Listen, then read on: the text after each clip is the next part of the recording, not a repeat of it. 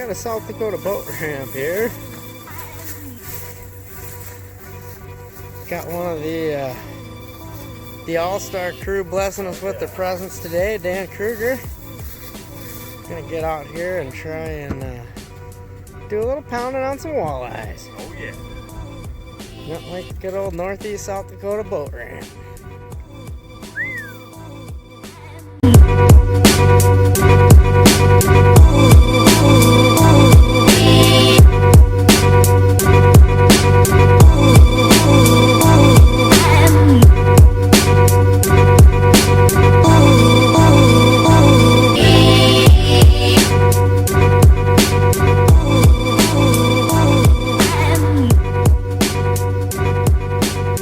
Yeah, a lot of places you cast rocky, gravelly shorelines for walleyes in the spring.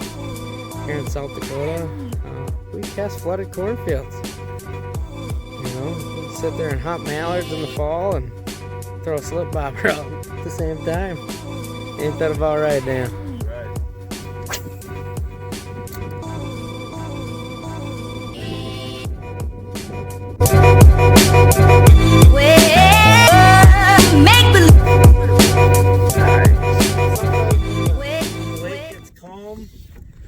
You know those fish are up shallow and they're biting, so you'll put a crank on and just start covering water, just pitching, and eventually you're on them. I think I'll just reach down and grab him. I'm not too worried if they lose him or not. It's a nice fish, just a beautiful walleye. Again, we're on that same program, pitching the shallow flicker shads. These fish are eating them up. Go over here and throw him back. I'm not too hungry. Are you, Dan? No, sir. What a beautiful fish. Nice and healthy, nice and fat. Perfect. Boy, what a beautiful day. The sun's out. You know, normally I'd be complaining about wanting a little walleye chop, but the fish are biting, so I think we'll leave it calm out. Who cares? That's the beauty about early in the year. You don't really need that walleye chop all the time. Oftentimes you just need the water temps warming up, and the fish are gonna bite. So we'll take it. There's one, Dan. Ooh, nice fish. Put them down in that clear water. This one's feeling some drag. He's a little mad. A little mad.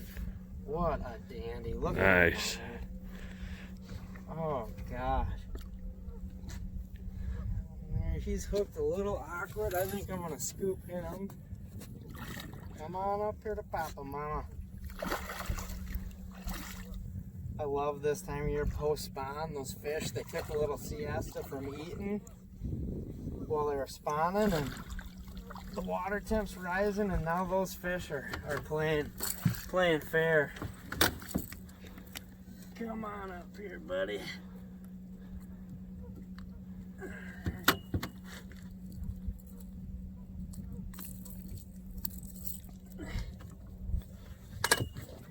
What a beautiful fish. Just an absolute beautiful fish.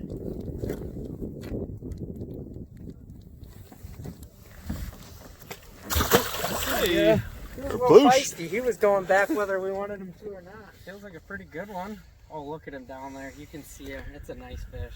Oh yeah. This is bigger than the last one even. That right there is what we call a slough donkey. Jeez. That one there too. I'm not a huge netter, but that one right there we're gonna net. He's just barely hooked. That right there is why I love these Fusion 19 hooks on these Berkeley flicker shads. Because if that fish makes a pass at it, he's gonna get stuck. Boy, what a beautiful fish. But again, like I was saying, those Fusion 19 hooks on those Berkeley shallow flicker sheds are devastating. That fish had one hook just in the tip of the beak, but guess what? That's all she wrote.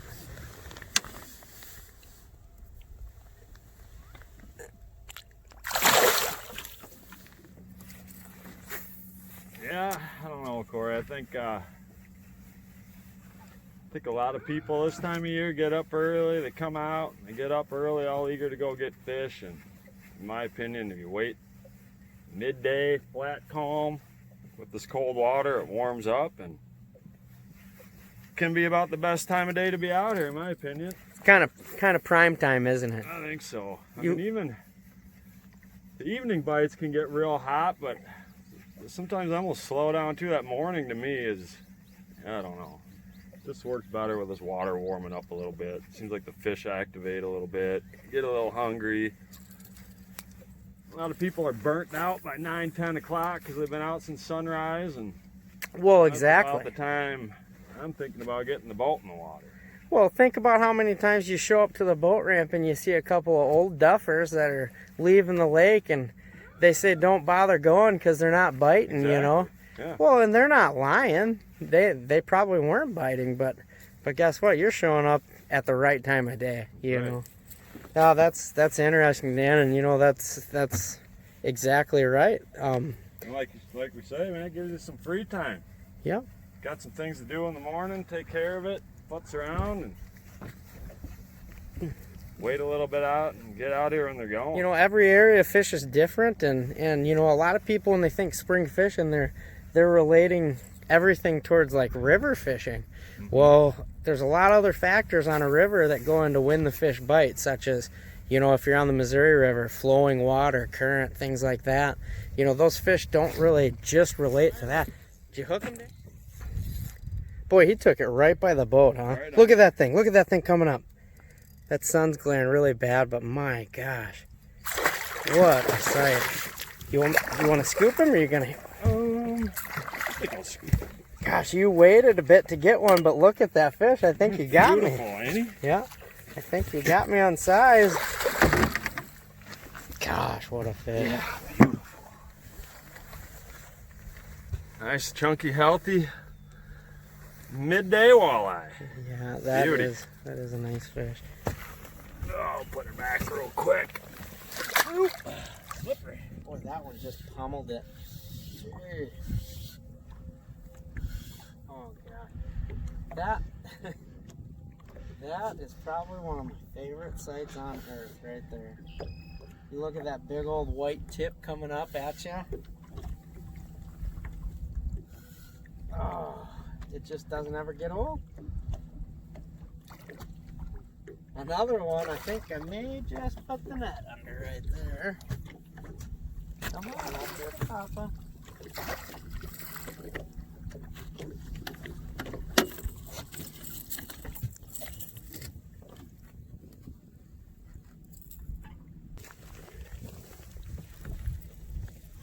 Boy, another just absolute beautiful fish. Just fat and sassy.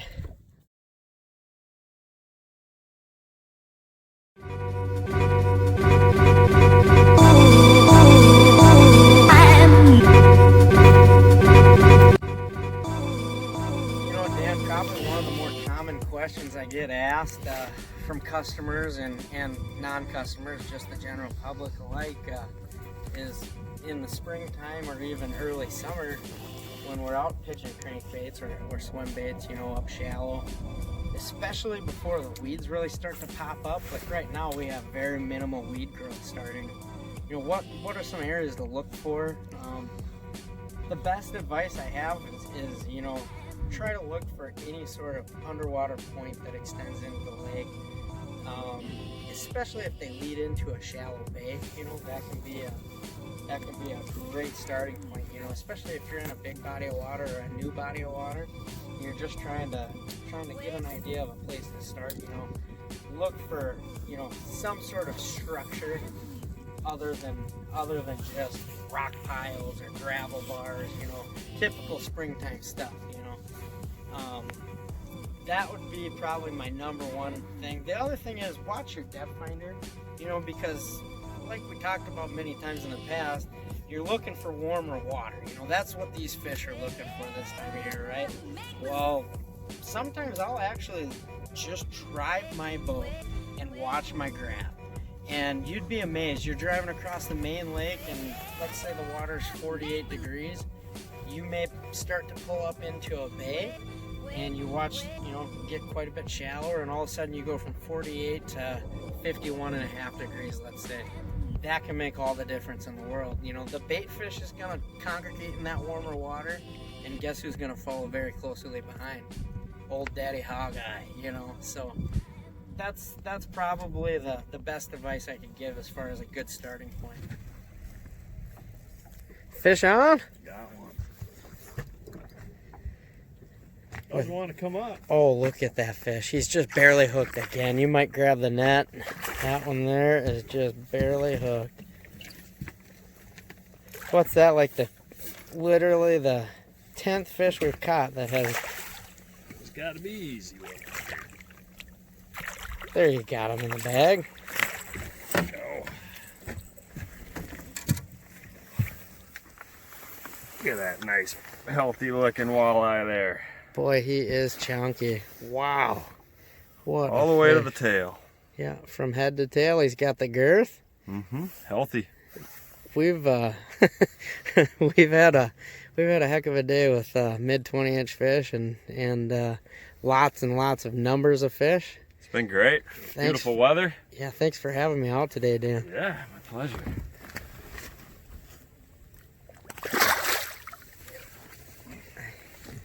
Oh yeah. Oh yeah. Oh. What you got going on now? I just had one try to rip the rod off my hand. I mean, that thing absolutely pummeled it. Look at him down there. Beautiful. He's hooked good. Might just reach down there.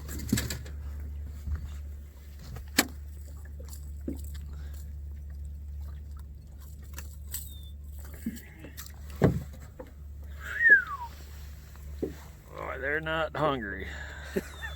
What a No day, shortage huh? of food. They definitely have plenty of food to eat in here, don't they?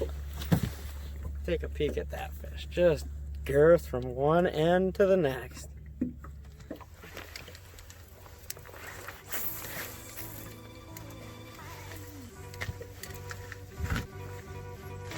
Well, Dan, what do you think? Gosh, I don't know about you, but my arms are just about sore. Wasn't a bad outing. No, I'd say... We'll take it. I'd say if you wanted big walleyes and lots of them, we accomplished that mission anyway. I'd have to agree. Yes, sir. Again, I really want to thank you for having me come along with you today. That was a lot of fun. I agree. Always a pleasure.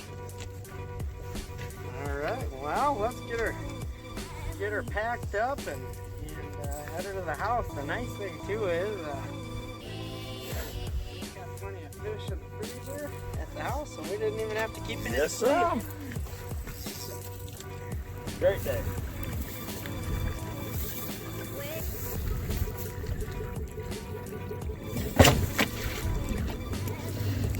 Well, Dan, a perfect ending to another really fun day, huh? Got it. You're there.